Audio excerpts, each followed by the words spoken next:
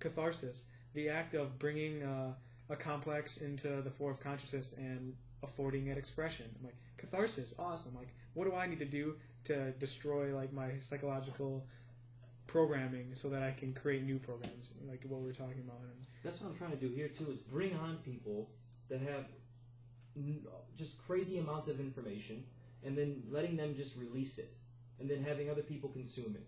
Because I mean, I know I'm not the most intelligent person by any means. You know what I'm saying? I'm just another normal person. You know, so I would love to listen to more and more people express more and more creative ideas, because it's only going to benefit the masses, really, or me and you, or us. You know, all of us. I mean, putting ourselves in the situation to where we want to create something awesome. Us is the masses. Yeah. Us is not the masses. The few, the corporations. We have this mentality like, oh, the corporations are controlling, but like they are part of us still. Like, it's just Or we're giving them the energy to continue on. Yeah, and who knows? Like, what if this energy, this vibe we're putting out, what if it gets strong enough that they have to come in? Like literally to kind of stop us. Yeah, well, but I mean that's probably a little far fetched. You know, that's my kind of thinking. I think far into the future. Yeah, to push it. Yes, push the limits and like literally pushing. Like if you press an elastic band, or it's like press the elasticity of the universe, it will fly back. You know, it's very malleable. Yeah. So malleable. Well, talking about corruption and things to this sort, I know that we are in a spot right now that we need to start expressing some emotion towards the corruption. We need to start generating some force to understand why this corruption is happening, and why hasn't it not been stopped, and how can we go about stopping it. And by corruption, I mean things to the government's points of them looking into our information. You know, I restarted this, by the way. I'm recording it now. So okay. The corruption of that, you know, and the idea of Snowden and how he can come and give out all the information of the government, and now he has to run overseas because he knows he's going to be caught and captive, and then they're going to take him in and, you know, ruin his life. But he had to run because he gave out what they were doing. Where is he now? Where did he go? I have no idea. Overseas somewhere in Germany, I don't know. He's hiding. He's been hiding for a little while. He knows what the consequence of him is not hiding. They're telling him, come back. What are you doing over there? Come back. You're a U.S. citizen. Kerry taunts, man up, come back. Snowden says he was a spy, not just an analyst. Like, I don't know, man. I think that's very interesting, dude. I think that's awesome, though. What you said about corruption, it's definitely how the starting point is, like you said, emotional care. Wars too, man. You know, why are we at all these wars, and why are we in Afghanistan? You know, I mean, the majority of the opium comes from Afghanistan, and we're guarding these poppy fields. You know, why are we guarding them? You know, why are we continuing to, like, even when it comes to our medicine, modern day medicine, there's corruption in that with cancers and chemotherapy and what we're giving the information to these patients. We're not telling them much about their diet. We're not giving them information about how they can change their personal diet to make them better. We're just telling them that, well, you know, we're going to try this new medication on you, and if this doesn't work, then we probably have another one lined up for you in a couple of weeks. And they just continue to experiment with people's lives. And to me, that tells me that they don't necessarily care for the being in itself, but more of their profit. They want to profit off of this happening to this person.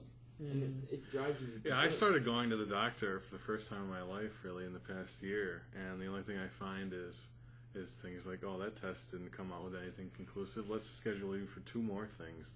So every time I go in, I got 2 more appointments, which is 2 more bills, either to the insurance company or me. As long as they can keep you coming, as long as they can think of new ways to get you to come in, man. Same with the dentist. I hate going to the dentist, dude. Me too. Like, they just get you.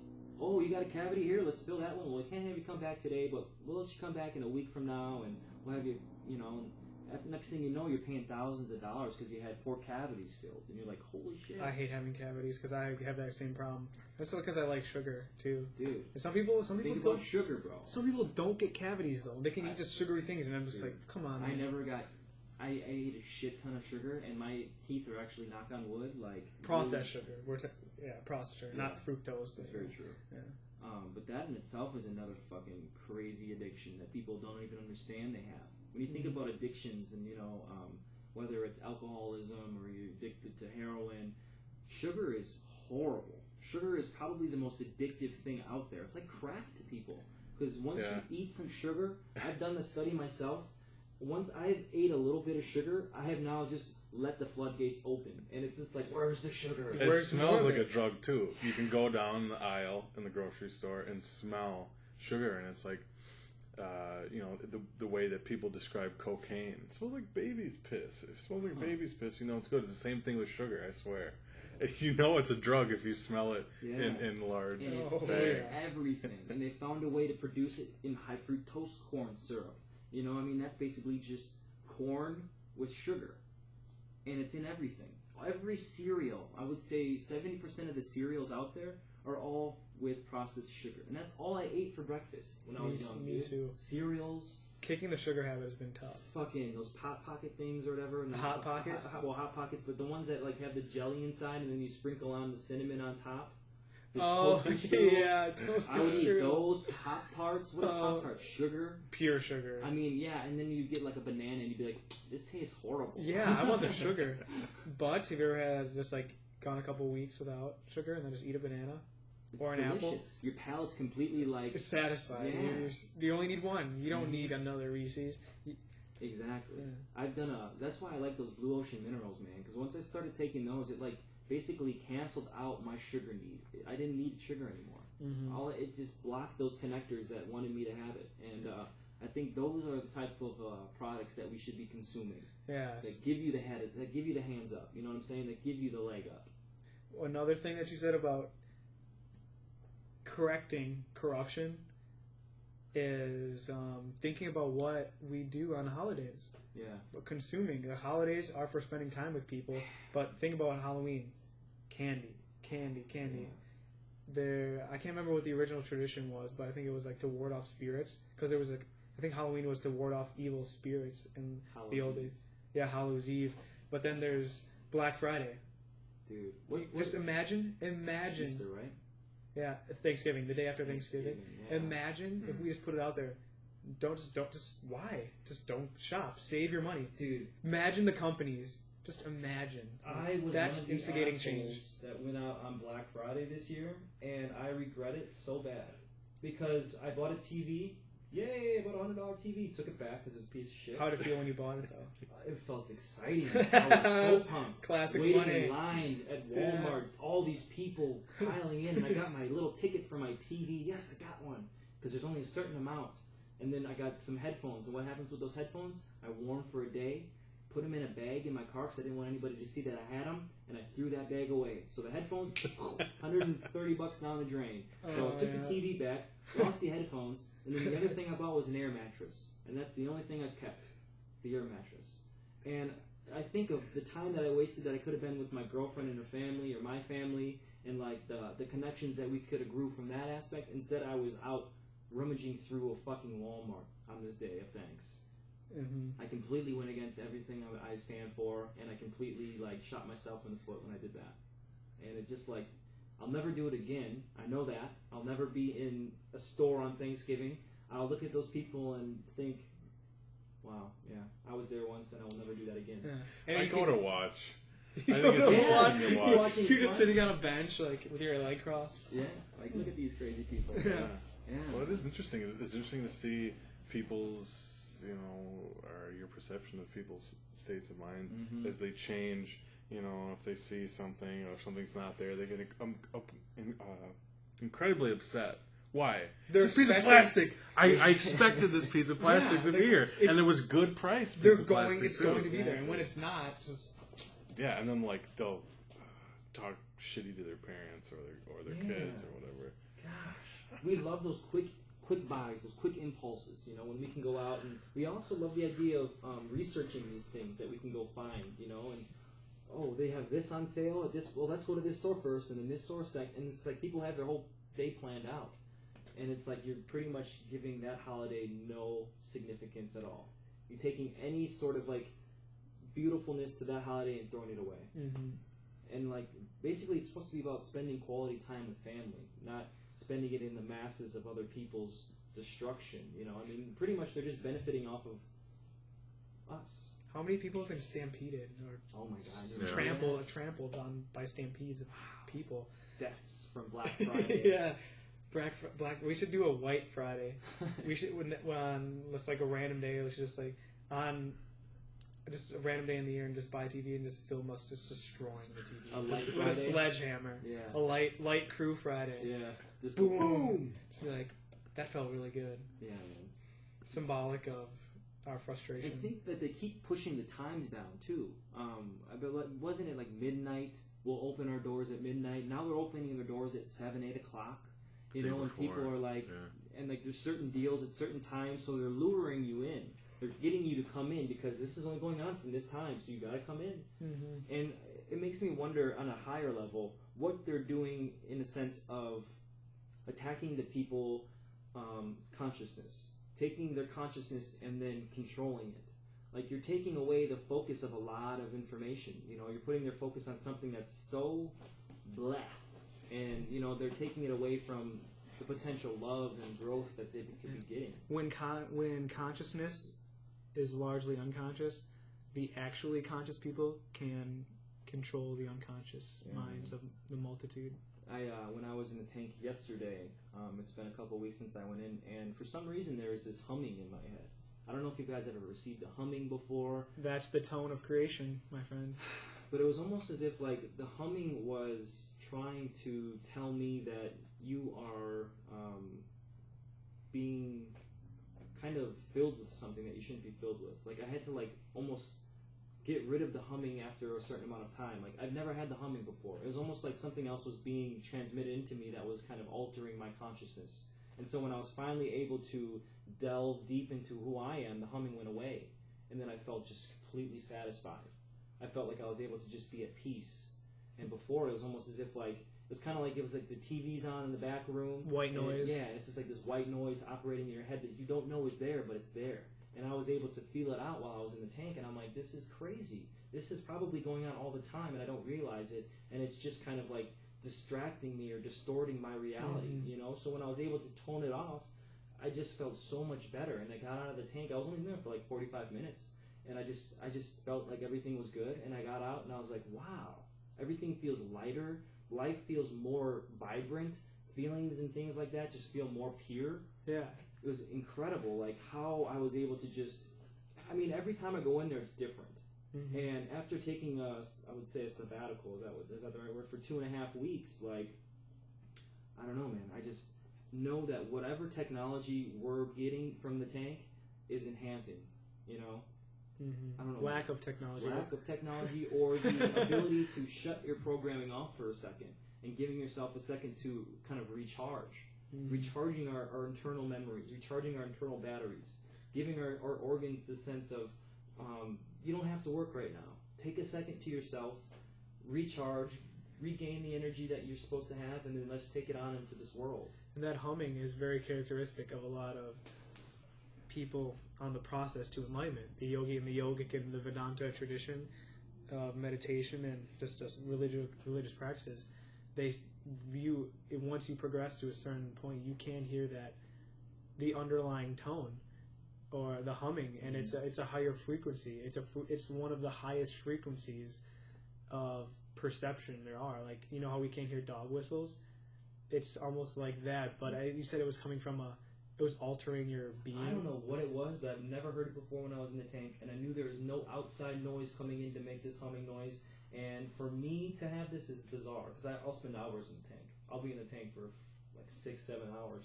Really? You know what I'm saying? Yeah. I'll be in there for hours and just zenning out, whatever you want to call it, you know, and like trying to really figure out my mind, trying to figure out what is going on and how I can operate myself better. Do you use, when you're in there by yourself, do you kind of use logical reasoning to deduce what's going on, or do you just sort of like a movie theater, like watch, I imagine the metaphor I would use is a trampoline and thoughts bouncing. You know, there it is, and until nothing's bouncing on the trampoline. For me, what I like to focus on is building up as much positive energy as possible.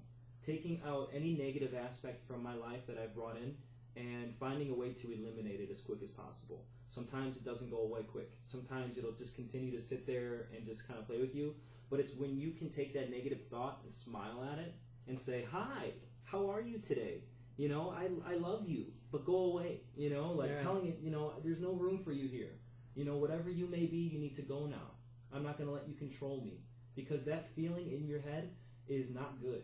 To have that thought process, or that, say you go to school and someone's, you know, bugging you at school. You know, like, that's going to play with your psyche. That's going to turn you into a certain person. That's going to make you a little more on edge. It's going to like make you a little more defensive because this one person is deciding to pick on you. So if you can take that thought and say, you know, I don't care if they pick on me, what they say doesn't bother me, and you can throw that thought away, and then you can just be. And I think that's what I was doing. My biggest thing is just to be in the tank, and then finding ideas that come to me, and then building on them. Finding out new ways to conversate with myself inside, my internal dialogue, building up my internal dialogue, you know. So I think we are connected to a far greater source of information than anything we can achieve here with books and the internet. It's been called the superconscious, or the supra-conscious. Yeah. The mainframe. Organic mainframe. Hey, how are you, Lynn? Fine, how are you? I'm good. We can pause this. What's happening? Hello, sorry, we had a quick intermission for that time period just to say hello to the guests that just came through. Now we're going to come back to you, just kind of starting with a new topic. And I've been kind of looking into this a little bit, but for the past week there has been this anonymous person handing out hidden envelopes of cash in San Francisco. And he's passed out about $4,000, wants to remain anonymous, but leaves these little presents or prizes of cash with 20s and 100s just filled. And it's on Twitter. It's at Hidden Cash on Twitter, which is kind of cool.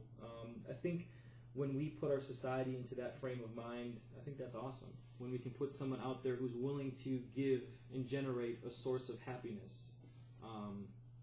And I know that we had kind of spoken of this before, just kind of touching on that subject a little bit.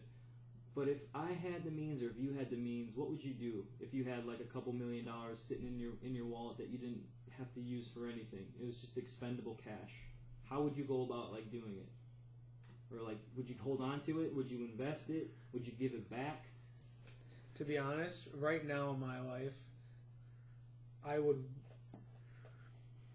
probably save on to it. Hold on to for it? me, but some with a mentality of acting with it in a positive way in the future. Yeah. Maybe buying a space like this for things we're doing now, or maybe a place that I can go to that isn't my own home, or work that is a sanctuary. Yeah. In a way. Ooh, I like the sanctuary idea. Having like a nice, cool place to go to that's all just zenned out. Mm-hmm. You know, when you walk in there, it's like the vibe is like you feel at peace. I know when I come in here, there's not much to the place, but it just feels like I can kind of declutter myself. Mm-hmm. Yeah, I think that's the reason I like it so much, is because there's nothing here, and it's just free space. You can feel it when you walk in that room, too. Yeah. I walked in there. Yeah. You can just feel it, just standing in that room. I used to, when we first started to show people the tank, I would walk in there, and then all of a sudden I would just feel this rush of energy. I don't know if it was excitement or if it was just a form of just energy that they expelled, and it kind of came onto me, and I got this happy feeling inside, and I'm like, wow, like this is really cool that this actually is happening. I don't know if it's me being excited or nervous about their reaction, but at the same time, it's definitely something that they're giving off and putting out into the universe that I'm able to kind of connect with and feel, you know? Mm-hmm. It's my senses have been kind of tuned into that. From being in the tank for prolonged periods of time, like you become extremely in tune with your own feelings and your own energies. Mm-hmm. And then once you can kind of tune into that, and then you can kind of use yours as a dial to kind of enhance the energies of certain places Mm-hmm. with like how you want to transmit, how you want to communicate, what you want to give out there. You know, intentions are something I really like to touch on all the time, is having good intentions. Knowing that what you're putting out there is for the betterment of whatever population you're Yeah. trying to reach. Exactly. What would you buy, Dan? What would you do? with that What would I money? do with the money? So you had a couple extra million. sitting I around. kind of like the idea of what that guy did, except I would probably, I don't know if I'd make it so much of a game as I would just hide a bunch of money places. I'd probably write cryptic messages, cryptic yet spiritually provocative messages. Yeah. Something like, take a bunch of $100 bills and write "The kingdom of heaven is inside you" all over it and throw them everywhere and see what people's reactions would be. I probably wouldn't see the reaction, Yeah. but I would, there would be some kind of reaction. I would write some cryptic yet very. If I hadn't purchased a sanctuary or had some left over, after my sanctuary, I would do something like I write spiritual things like you said. The kingdom of heaven is within you, and also within this $100 bill. It's some funny little quips like that. Yeah. I'd probably go out and I'd maybe create a website that says, "Please send me your bills," and I would say it has to be under a certain amount, and it could be numerous bills, and I'd say under $5,000, and send me your bills, send me the information. I'll have someone look over that information, and then I'll send you $5,000, or I'll send you $400,000, whatever, just to take care of that bill. Because if you could take away certain things that are holding people down, I feel like it's only going to enhance them. Oh yeah. Unless they're fucking completely ungrateful of it, and then they go out and just spend it all on something else. But if it's like you're with a family, and it's like a mother and a father, and they have like a house loan and a car loan and all this stuff that they still have to feed their child, if you gave them the opportunity to take away all the stressors that were pushing on them, I think you would just enhance that family so much. Mm-hmm. Being able to give back to them is something that I kind of wanted to definitely do. I'm not trying to sound like a saint or anything, but I was walking down the street, or I was in my car a couple nights ago, and I had seen this man walking around downtown Waukesha, with a garbage bag and stuff. And I have a very little amount of expendable income for my disposal. And I saw this man. It was late at night, like 9:30, 10 o'clock at night, and I pulled around and I turned around and I came back and he was walking in a parking lot. I'm like, "Hey man, how you doing tonight? I seen you walking around. And I was just wondering if there's anything I can help with, because I just had a feeling, And he's like, "Oh, I'm fine," kind of standoffish for a second. Like, You're what skeptical, do you want, yeah. And I'm like, "Hey man, I just have a couple of bucks in my pocket. I don't have much, but here you are." And I handed him $10. I had maybe $30 to my name that day, and I handed him the $10, and I said, "God bless." Really, this is all I could say. I don't know where you're at in life, but I know where I'm at in life, and I feel that whatever I can give out to help you. And he seemed like a pretty awesome person. Like, he wasn't a user. You could just tell, he wasn't a junkie. He just, maybe been hard on his luck. And hopefully that sparked something in him to keep his head up, to give him the sense of I do have people out there that are for me. I'm not in this alone. And he seemed extremely thankful for that $10 that I gave him. And, whether it was to go and feed himself or, I hope he used the money well. But I just, I think things like that kind of like, and then I heard about this dude passing out the envelopes of cash. And I was like, that's so cool, man. Yeah. I hope the right people are finding them. Obviously, if they have, smartphones and stuff, they probably already have money. But that's important. Yeah, that's my thing with it is, who is winning the competition to get that guy's money? It seems like people who already have the resources to get it. Yeah. You never know. Yeah, exactly. Then a funny concept or idea I just had is giving money away. Like, you give it to one person, but then give it again, and see how long you can go without spending it in a stream of giving. Until it ends up back in the government's pocket. Yeah, or in a fire. Let's just have a bonfire of just burning money. Burn it all. But that's illegal. So There was a don't wanna do that. band in England, I think, that burned £1 million in a public setting. I think they videotaped it. Wouldn't that reduce inflation? Like, if our governments keep printing it? That's what I was thinking too. What if we just burned it? Burned it. Would that help with inflation? But I thought the same thing, and I was sounding crazy in my head. I'm like, would this work if we just all of a sudden took, $1 trillion or 300 or $16 trillion? What would we do if we burned it? Would that make us more in debt? yeah. I'm too stupid to figure it out. But As if now we've just pretty much It would just ruined- shake things you- up. Yeah, it would just The earth would crumble. yeah, Jeez. the earth would crumble. You've now ruined all source of income, and God, how do you become 16 trillion? Like I'm in debt in some places, but $16 trillion. I'm stressed out over like a couple thousand from school loans and everything else, credit card bills. $16 trillion, and the government doesn't even seem to care. They're just like letting it be. They're like, oh, no worries, just keep piling up, and that little ticker is just. Yeah. So what's it? Is it gonna pop? The bubble's But gonna it's pop. our money, isn't it? Isn't it our money? Should Well, be. who's really keeping score? Who's really keeping that number and making sure and No one. reminding? You can't know, keep they- a number if they keep printing money. The United States owes money to. So yeah, and what if they want to collect? What if all of a sudden these people are in such a dire need of this money that we've, been given from them? What if they want to come collect? What are we gonna do? Well, how are we gonna give them the money that they need? We're just not gonna give them the repossess the country. They're gonna take. They're gonna take control of us, our territory, because China owns us. Yeah, it's weird. Partially, I think. I don't know if they own the entire population, the entire U.S., but They own a majority of like a lot of the things that we consume, though. I mean, don't we like ship out things and then give it to China, and then they fix it up and they ship it back? made in China. It's weird. And if you buy things that are made in China, the dollars go back to that company, which is in that company. So we're putting wealth into other countries by buying things made in that country. And it also has to do with imports and exports. But to be honest, I shouldn't be talking about this because I don't know about economics. Alex would be able to better help us out with that. Anyways. It doesn't matter, bro. I mean, the same sense Yeah. that you're aware of what's happening is a part of the entire.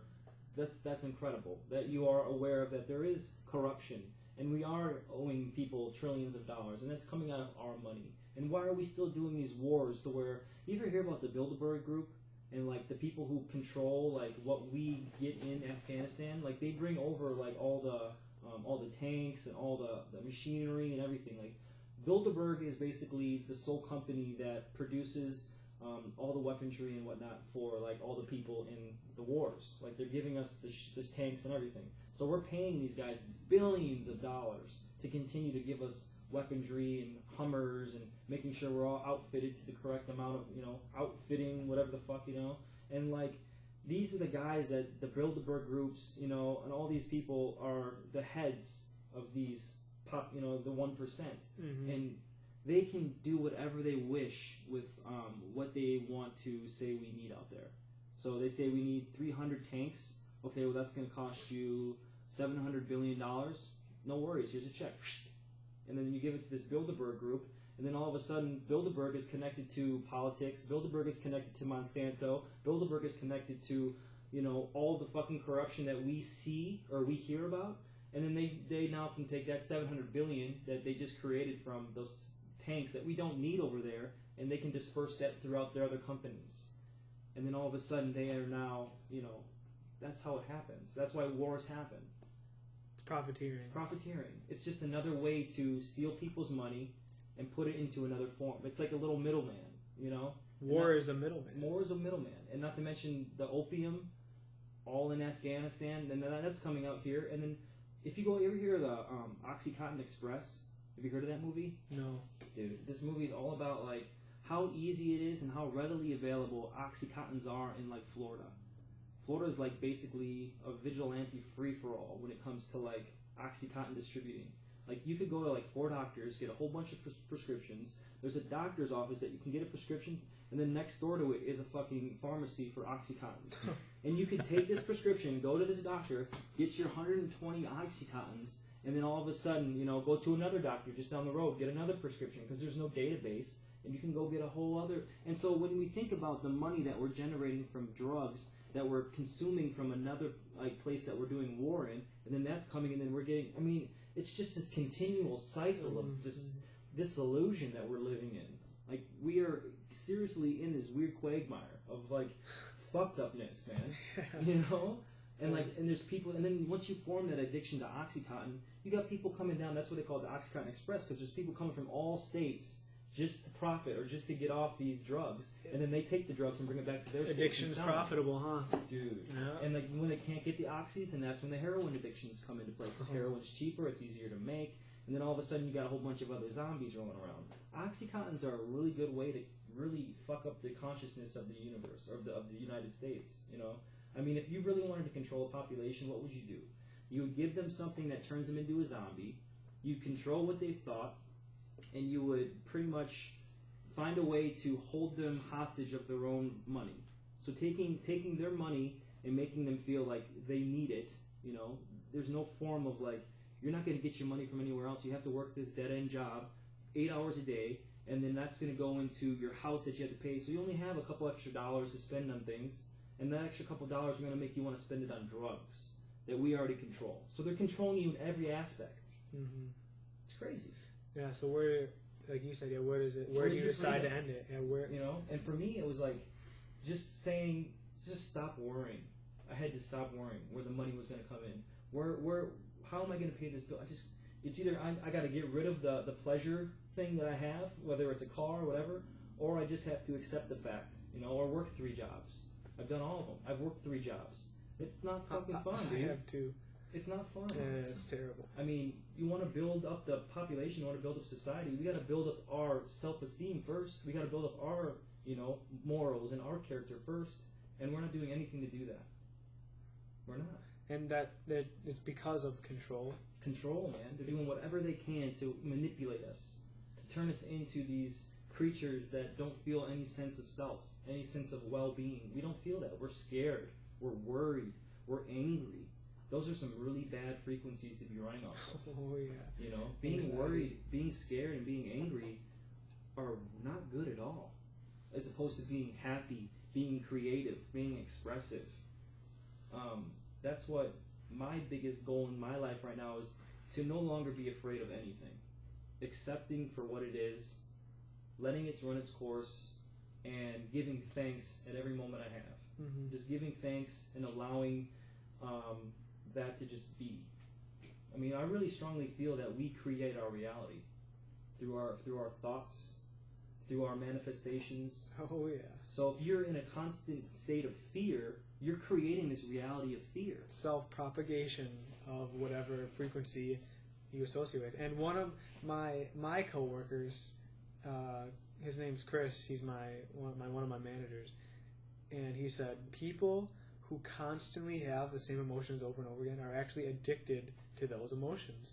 So it was a very interesting standpoint of emotion, how the emotions are addictive, and the reason why certain people, like, they say, why do I keep getting myself into this situation? It's because unconsciously they like it. Yeah. It's a pleasure stimulus in a weird, like, sadomasochistic, not really, those words don't actually apply. I'm not going to use those words at all. But emotions can't, the addictiveness of emotions are very, very powerful. Yeah. Fear. Well, that's the funny thing too, is because when you really dig deep down into what we are, okay, I believe that we're a spiritual being first, and I believe we are a physical being second. Attached to our physical being comes the pleasure responses of emotions and attachments and feelings. I think those are all just some sort of weird illusion that we connect ourselves to. Those aren't real. Our real spiritualness comes from the sense of loving, you know, the sense of giving. I think those are what we are implanted with as a child when we are first brought into this world. Mm-hmm. Whereas the ones that we acquire over time are based off of other people's perceptions. Fear, hate, anger, greed, envy. I mean, in the Bible it talks about how those are not good things to be a part of. You know, you want to try to avoid that for a reason, because it gives you this response or this stimuli that's not enhancing. You're putting yourself into a level of drowning out your true potential once you become, you know... And your thoughts do very much depend on your environment. Even if there's somebody in your life who has a negative viewpoint, and maybe it's somebody you don't really talk to, but you still hear them. Can you hear them? They're programming you. And if it's a positive person, maybe you don't interact with them, but you still hear them. That also, you know, so really take into account. Sometimes I like to sit down, like if I'm in a bad state or I think I'm going to go into kind of a bad mood, I try to write down all the input that I'm getting from every source, friends, neighbors, people at work, whatever it is, and then just kind of try to figure out I call them the input permissions. And if there's certain things that I don't want programming me, I have to avoid them. I have to not hear them, or be good enough to sort of combat that. Yeah. If I have something coming in, I have to have some kind of armor against the negativity. Mm-hmm. Energy vampires. Finding a way to take that energy that they're transmitting and either bringing it back into you and processing it as positive light, or finding a way to divert it and throw it away. Yeah, almost like a semi-permeable membrane around a cell.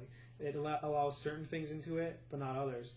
But it also, it's almost like you said, acknowledging the the impressions, or you said the permissions, input permissions. Giving it permission to at least have a hold of you is something that we're not sure of anymore. Yeah, I mean, because when you think about it, when you get in an argument with, say, your girlfriend or something like that, you have now entered a realm of negativity. And once you start throwing negativity at each other, then it's almost like this ball of negative energy that wants to grow. It's like a cancer. It just continues to want to grow because, we've got something here. We want to see where this can go. And then this ball of negativity consumes you, and you become an asshole for no reason. You become a negative person. Whereas that's not who you are. Once you can find the light in the situation and say, I love you, I don't want to argue, let's turn this into something positive. Mm-hmm. Like, you've now just changed your reality. You've taken those negative thoughts, threw them away, and changed your reality with positive energy. It's as if the negative emotions are necessary for positivity.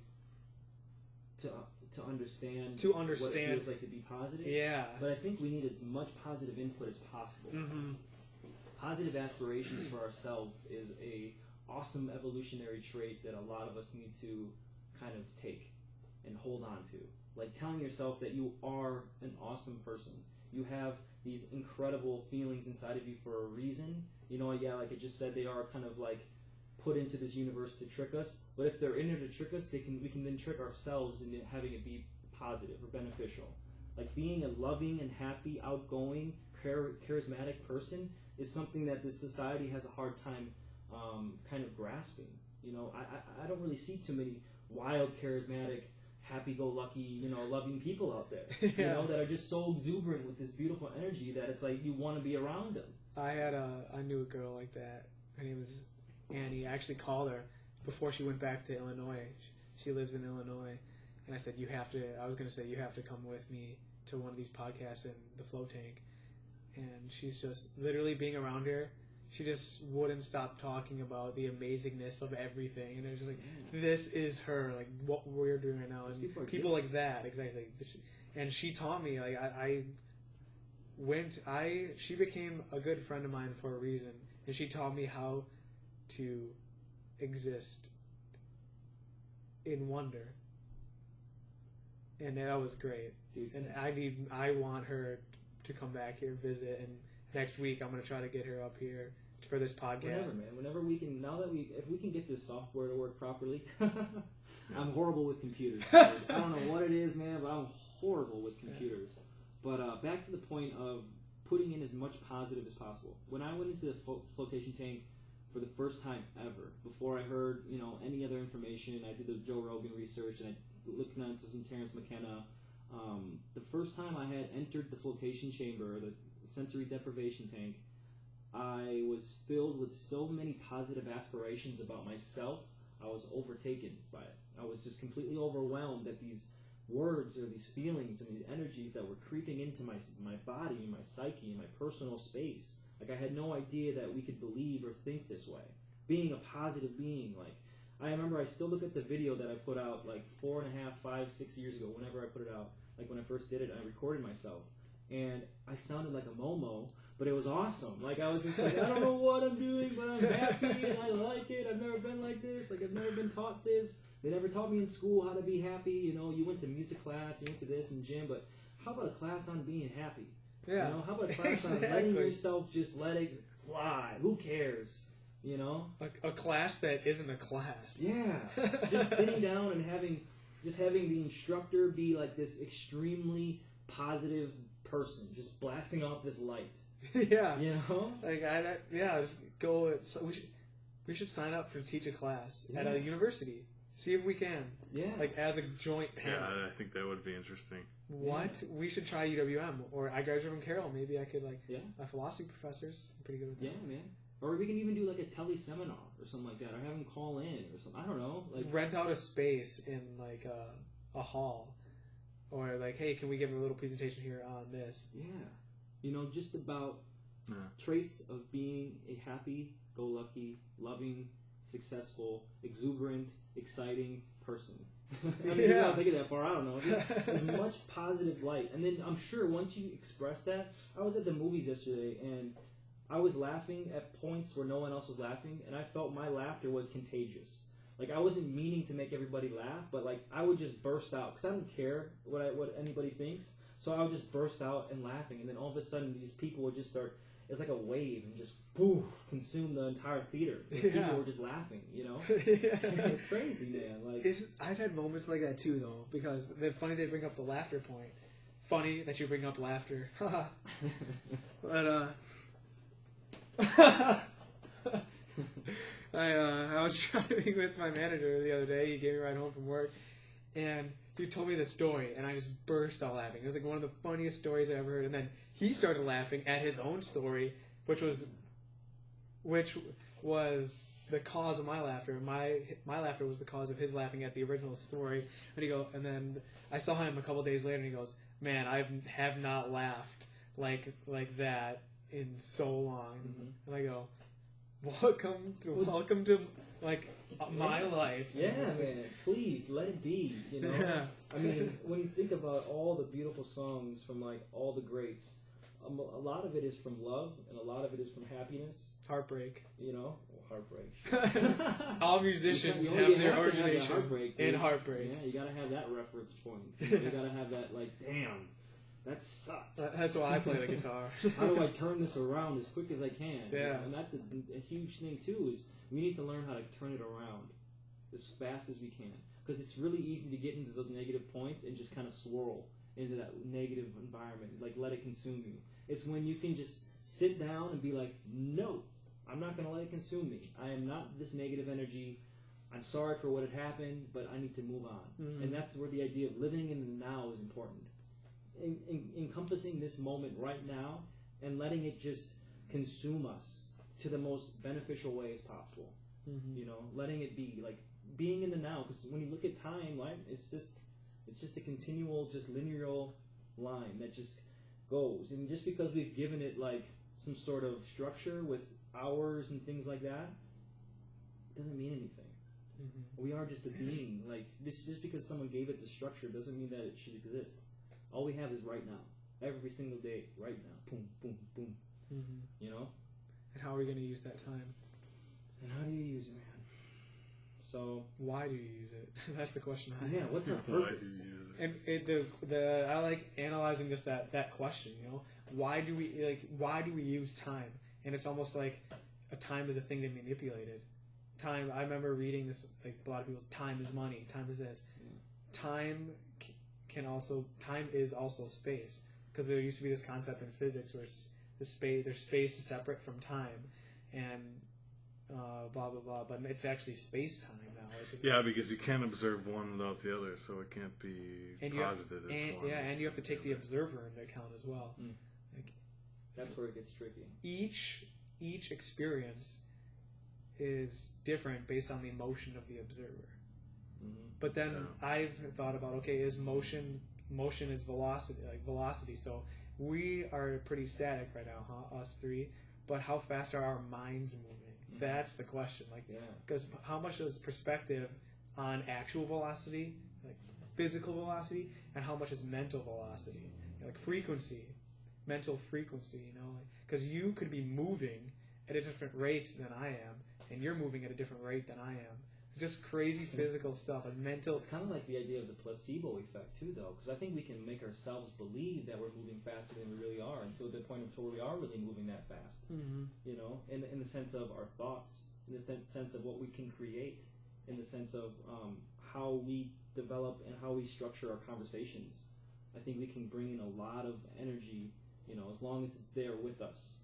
And I think some people become so strong with their energy that whatever they do, they just push it all the way into the room anyway. They don't know how to release it. And then it just all of a sudden consumes everybody else, and then their energy just gets boosted.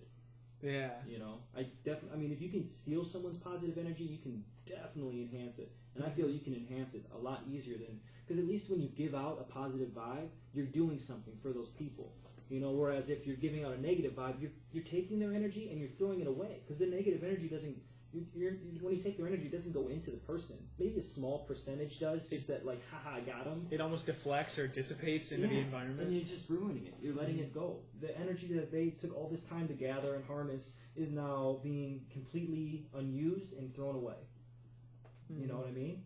Like, that's something that we should definitely be more in tune with as well. Like, how we use our energy and how we kind of tennis ball the other person's energy. You know what I'm saying? Like, how do we play the game? And whenever you're around somebody, do whatever you can to enhance. You know, and if you know that this person has is not feeling so well, make sure you just, even if it's like, listen to the voice in your head saying, "Wow, this person seems kind of sad." That's you telling yourself, make them happy. You know, do something to make this person happy, because it's only going to come back to you in a good way. It's not like you can tell someone, like, you did a great job today. It's not going to come back to you and slap you in the face. You know? Yeah. And even if they are rude, it's still going to be, they now have that in their head, like, you know, maybe I did do a good job today. You know, maybe I was a little hard on myself. But at the same time, you know, when I look back, I did a lot of good things, you know, or a lot of good stuff happened. So if we can reprogram the mentality of people's demeanor throughout reality, you know what I mean? Very, very good thing you brought up there. Demeanor throughout reality. At work last night, there's this new person working on third shift. His name is Curtis, and he's mentally challenged. And I found that out after interacting with him a couple of times. But he just keeps asking questions over and over again. I think he has a memory issue, and most of us do. But he's repeating questions. Yeah, the same. Well, he doesn't. I don't know if he's necessarily repeating questions, but he just keeps asking and asking. Maybe he's like, it's like, why do we ask him, like, why do you ask so many questions? Like, I just want to know, but it gets it's super redundant. A lot of people think he has a mental disorder or something, and I sort of was like, we were all kind of like, he was new to the group. We were kind of making fun of him, you know. Yeah. And then one of my coworkers, I was taking some items from the top shelf and putting them on the shelf, and I was talking with him about Curtis, and he goes, well, you know, he's part of the crew, just like you or me. And I just took a step back and like, yeah, he is. And I thought, who the hell am I? I preach about being enlightened and being compassionate, and I'm just making fun of this person who's mentally challenged, of all things. Yeah. And I just got so mad. I was like, it's easy. It's an easy target. I had to stop. I put my hands. I just feel like, dude, I love to go around those people, because I feel like, in a sense of myself when I was growing up, I was that same person. Maybe not to the extent, but I was kept as an outsider, you know. And so whenever I see them or see people who maybe have some difficulties in some sort of way, or challenge, I don't know, just not operating on the same kind of, you know what I'm saying? And I'll do whatever I can to just conversate with them for a second. Even if it's, hey, how are you doing today? You at least took the time out to say hello. And there's this weird incident where this past Saturday, there are some homeless people that live down here. And one of them, his name was Patrick, and he was the only one that never waved at me. You know what I'm saying? I usually try to say hello to most of them, just I don't know, something about me, I don't know, something weird. Anyhow, I saw the opportunity come to me where he was sitting on a bench, and he's got a huge beard, wears kind of craggly clothes, holes in it, and I took a second, and I'm like, this is going to be my opportunity to say hello. I know that this person probably doesn't like me, but I'm going to say hello anyways, just to let him know that, I'm going to be around here, man. I'm going to be walking around. I'm going to see you. I shook his hand. I'm like, hey, what's going on, man? And he kind of was taken back. He's like, good. I'm like, just want to say hi. He's like, oh. I'm like, it's a beautiful day, dude. I'm like, enjoy your Saturday, I'm like, and he's like, and this was on my birthday. So I was like, it's my birthday today. I just wanted to say hello. He's like, and then I kind of walked away because I kind of felt it. He's like, oh, my name's Patrick. Thanks for saying hi. And then 2 seconds later, he's screaming to his buddy on the other end of the street. He's like, this random dude just wanted to talk to me. You know, but to That him, is awesome. Right? And then when I Hell heard yeah. that, I'm like, at least it made an impact. You know, because he's sitting there, he's got a huge grizzly beard on. You know, he looks homeless, kind of different looking, and like, just wants someone to talk to, dude. He's just like you. He's just like, that could be me, sitting on that bench Oh my god. because of life choices. Yeah. You know, and he's just all people want is just a conversation. All people want is just Human bonding. bonding, any type of connection they can get. You know, he's bored, man. He's walking around for a reason. He wants to be around people, But no one says hi. but no one says How hi. many people have said hi to him besides you? You know, like Well, he made a big deal out of it to tell it to his buddy across the street. Yeah. You know, like that's and his buddy. Oh, that goes another physical concept. Like it's called the light cone of the past and the future. Here's like it looks like a little dot. Like here's a dot, and then there's a light cone that goes like this and like that, and then that's the future light cone, past light cone. Within the cone in the past, there's possibilities within that cone that led up to the point of that event of you saying hi, and then there's the future light cone of every possible sequence of events that could happen after that. And at this point, outside the cone, no one can know about the action yet. But once time goes, the cone gets wider and wider, and it goes up and up, and then it reaches the future. The present reaches the future. So by him, that present moment, the guy you said hi, shook his hand, name. The cone gets wider and wider, wider. The guy says, "Hey, this friend said hi to me." That's the cone getting wider, and you're affecting the future. Yeah. You're literally affecting the future. Yeah, you Isn't have that to. great? That's what the cool thing about us. We can do whatever we can affect the future. Oh my gosh. Just give it out there, man. Yes. That's what I feel like if I had no money right now, I'd be sitting on the corner with them. I mean, that's not too far away, dude. I'm telling you, dog, I'm broke as shit. I have negative You know? $46 in my account. All right, so we're on the Negative same 46, page, dude. yeah. You know, thank God we have this. You know what I'm saying? Like, Yeah. really, like, I mean, if it all came down to it, like, I don't see myself being too far away. If I didn't have any parents, you know, being accepting of my fucking surroundings and my situations, you know, it's just, we don't have much else to give but love. I mean, that's kind of what the message comes down to. You know, because if I could, I would have gave him $100 to be like, here, man, here. I don't need it. I don't need it. And you know what? I'm thankful to give it to you because I hope this helps you. Mhm. You know, if you go and this is what the idea of Christ consciousness is. You know, Exactly. awakening the people to just be grateful of what they have right now. Like, how thankful are we to be waking up every morning? Like, oh my God, dude. Like, Dan. we woke up today. Yes. Holy cow. That's awesome. That's your first gift. Yeah, exactly. And a lot of us take it for granted. Like, oh, we Every woke up day. today. I gotta go do stuff. I have to move. Yeah. You know, and but the problem with that is that's another illusion that they create is when you have to go to work and then you have to do something for 8 hours you don't like. So we're given this gift, but at the same time it's taken away because we have to do something we don't like. So waking up and then doing something we love, I mean, that's when you give out the best vibe, I think. Because, I mean, that 8 hours sucks a lot of energy, you know, and then you Oh got to my come God. home, and whether you have kids or You're not, just- you want to work out, you want to eat some food. So by the time, and then you have to, you know, by the time it's like 8 o'clock, 9 o'clock, you're already tired. All you want to do is sit down and watch TV that's broadcasting some other one's thoughts into your mind because you don't want to think anymore. You're sick and tired of thinking, you know? Oh yeah. So do what you want. Yeah, St. Augustine's one and only maxim: love and do what you want. That's it, dude. St. Augustine. That's also the Wiccan Reed. That comes from Crowley, and I think Gardner came up with it. So, like in people who use magic, say the same thing: and it harm none, do as you will, as long as nobody gets hurt. Yeah. Yeah. Do whatever you want. It's true, man. That's really It true. really is. Yes. Before I get out of here, I gotta go eat my salad. I bought a salad before this from ABP. Yeah. Oh, it's a Southwest chicken. It's just sitting in my fridge right Perfect, now. dude. We're about ready to wrap this up, man. But I just wanna share this story before I get going. It has to do with a story like yours, saying hi to that man. I was working at the restaurant downtown Waukesha. Oh, I'll never forget this moment. I was host. I was wearing all my fancy stuff, just up at the host stand. This guy, he walks in, crying. A man of all of all people, and it's just like, all right, like obviously men are capable of serious emotion too, you know. But I'm just looking at this guy. I'm just like, something's wrong. Like he's like, do you have a tissue? It's all he wanted. It's all I wanted. I'm like, yeah, we have one in here somewhere. And I gave him one, and I asked, I was like, hey, what's wrong? Like, what's the matter? And I don't even remember if I asked that, but I didn't even ask that. I gave him the tissue, and I put my hand on his shoulder, and I look him in the eyes and I'm like, everything will get better. And it's my hand, like, was on his shoulder, and he just nodded and just like was wiping his tears, crying. And after that moment, I was still upset with myself. I was like, I should have hugged him. Why the hell did I put my hand on his shoulder?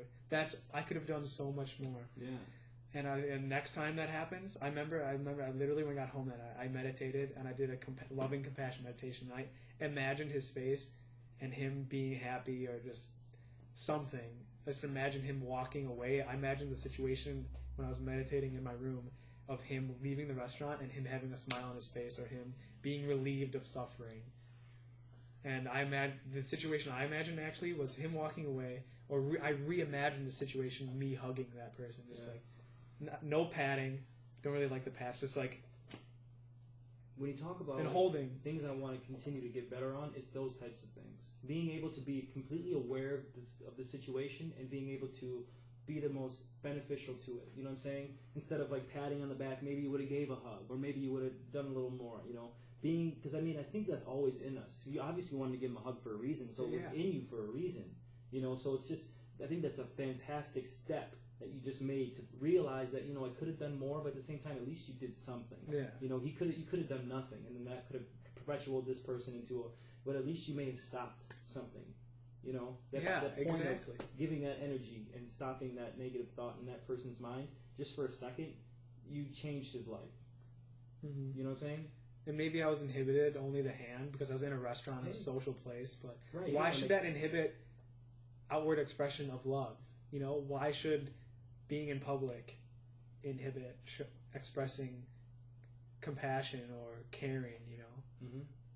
That's great, man. That's fucking how I want to end it. You know, just take it upon yourselves, people, to go out there and just continue on. You know, all we want to do is be a reference point to how to go about it. You know, like we are here out with you. You know, I know there's other people that do this all the time, but you're not alone. You know, we're all here trying to put out that positive energy, and it's only going to continue to get better. And once the energy continues to flow, it's only going to become more and more and more and more. And there'll be more giving. There'll be more opportunities for the rest of us to thrive. The fat cats are going to go down. It's a matter of time, dude. And then that money, once they lose all that money, it's going to get distributed back in. Something's got to happen. You know? It will. Something will. So, yeah, we're going to end it on that. Dan, thank you. Evan, thank you, sir. My name is Mike. Like I said, if you have any questions, hit us up on the YouTube channel. We'll probably put this out there pretty soon.